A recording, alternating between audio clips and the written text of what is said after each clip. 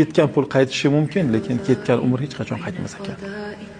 Ikkinchisi, inson har kuni Alloh taolo bergan rizqini yeydi, lekin bu yegan rizqi harom bo'lsa, azob bo'ladi.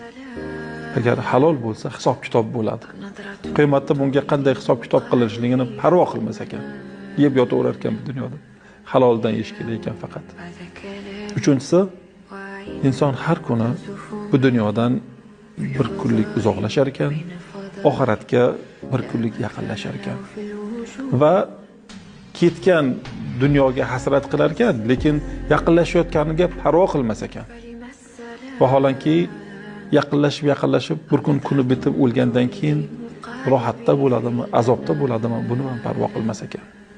Payg'ambar sollallohu alayhi vasallam shunga duo qilganlardi. Ey Alloh, bizni g'am tashvishimizni faqatgina dunyo qilib qo'ymagin deganlar.